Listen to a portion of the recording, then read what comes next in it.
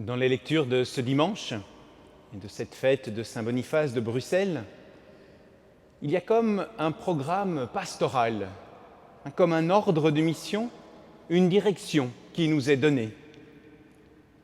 À chacun de nous en particulier, chrétiens, baptisés, mais aussi à tous, ensemble, pour notre communauté, notre unité pastorale. Et je voulais vous partager deux défis auxquels le Seigneur nous appelle, le défi de la mission et le défi de l'unité. Le défi de la mission. La lecture de l'Évangile peut peut-être un peu nous donner le tournis. Jésus semble avoir des fourmis dans les jambes. Il ne tient pas en place, toujours en route, désireux d'aller toujours plus loin, passant de village en village. Il y a comme un feu qui lui brûle le cœur. Le même feu qui habite l'apôtre Paul qui nous dit « Annoncer l'Évangile est une nécessité qui s'impose à moi. Malheur à moi si je n'annonçais pas l'Évangile. » Annoncer Jésus. Est-ce toujours d'actualité aujourd'hui? Certains peut-être diront qu'il vaut mieux se fondre dans la masse. D'autres, comme Jérémie, seraient tentés de dire « Oh, vois donc, Seigneur, je ne sais pas parler. » Et nous, chacune et chacun, est-ce que nous sommes témoins du Christ? Or, la bonne nouvelle du Christ est une joie, est une telle richesse au fond que le Seigneur nous offre que comme baptisés, nous sommes invités à brûler de ce même feu dévorant, de ce même désir ardent de Jésus et de Paul, de tous les saints, de tous les témoins de la foi qui nous ont précédés. La rencontre du Christ, au fond, est un trésor qu'on ne peut taire. Lui qui a mis dans nos bouches, comme nous le rappelle la première lecture, lui qui a mis dans nos bouches ses propres paroles. Alors aujourd'hui, tout particulièrement, dans notre monde, nous sommes appelés à être des chrétiens, des disciples en mission, à être une communauté missionnaire. Et c'est l'appel que je voudrais nous lancer à tous aujourd'hui comme programme pour notre communauté paroissiale, pour notre unité pastorale. Et le pape François va même plus loin et dit « Je suis une mission ». Non pas j'ai une mission, mais je suis une mission, car ce n'est pas un appendice, mais cela fait partie de notre être même de baptisé. Et chaque jour, Jésus nous dit, comme à ses disciples aujourd'hui dans l'Évangile, allons ailleurs. Jésus ne cesse de nous envoyer vers de nouveaux chemins, nous encourager à l'audace de la rencontre, à nous engager vers des endroits encore non visités, de nos quartiers pour y annoncer l'Évangile. Il ne faut pas que nous soyons une communauté, autoréférentielle, tournée sur nous-mêmes, insatisfaits de déjà tout ce qu'on peut offrir comme beau service. Je crois que le but de l'Église, ce n'est pas d'être un club qui répondrait simplement aux besoins de ceux qui s'en réclament membres, mais une mission nous est confiée. Devenir disciple, c'est s'engager dans ce processus de croissance.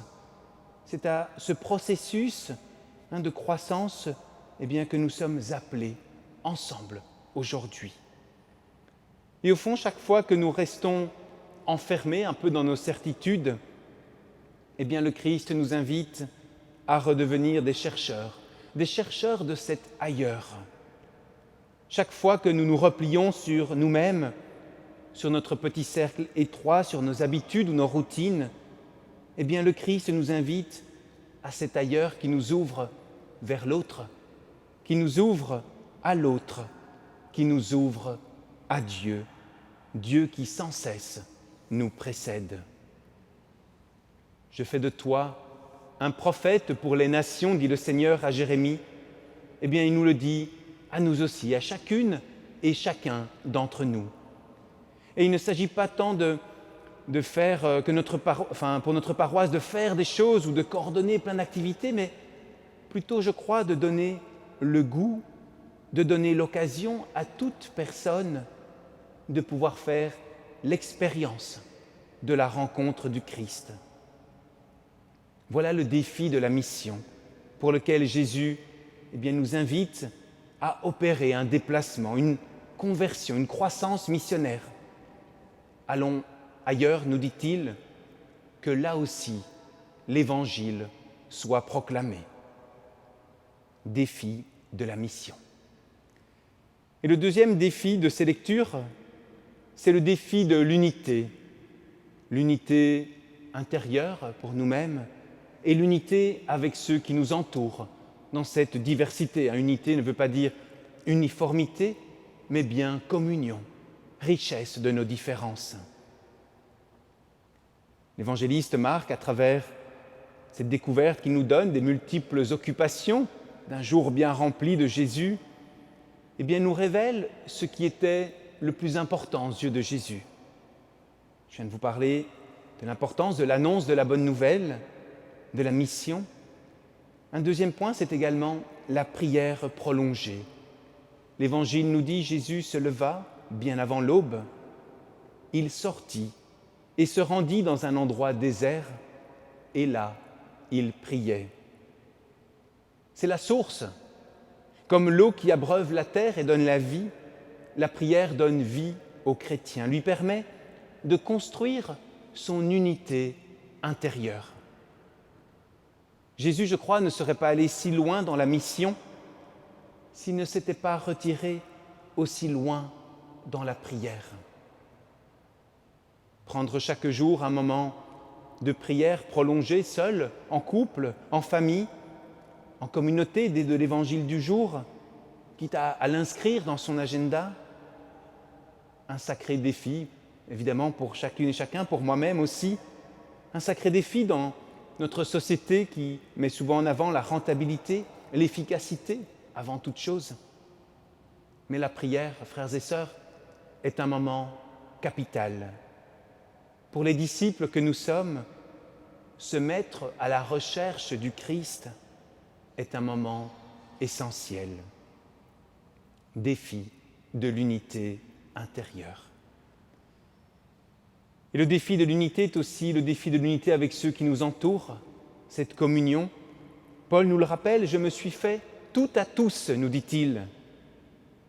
Et nous voyons également dans l'Évangile que Jésus guérit, chasse le mal de manière très large. Il soulage les maladies, les solitudes. Il se fait lui aussi tout à tous. Il nous montre qu'il y a un lien entre l'annonce de la bonne nouvelle et le service aux pauvres, aux souffrants. Si Jésus guérit les malades, c'est que la maladie est un mal. Jésus ne justifie pas la souffrance, mais il la combat, parce que le mal contrecarre le projet de Dieu et qu'il faut donc nous en débarrasser. La dimension missionnaire de notre vie chrétienne est toujours en même temps et inséparablement une lutte contre tout ce qui fait souffrir les hommes et les femmes. Et parfois, il ne nous faut pas aller très loin pour cela, dans nos propres familles, près de nos amis et nos connaissances, dans la communauté paroissiale, dans notre voisinage. J'aimerais vous lancer une deuxième invitation, c'est que notre Église, notre unité pastorale, soit cette nouvelle maison de l'apôtre Pierre dans l'Évangile, vers où convergent tant de personnes qui désirent rencontrer le Seigneur. La ville entière se pressait à la porte, nous dit l'Évangile. Puissions-nous reconnaître et accueillir celles et ceux qui sont à nos portes et qui attendent aussi d'être relevés, remis debout par un geste, une parole, une présence, une prière. Sommes-nous prêts, frères et sœurs, comme les disciples, à partir pour nous intérieurement à la recherche de Jésus, au cœur même de la nuit de toutes ces personnes, pour que toutes ces personnes puissent, elles aussi, le rencontrer.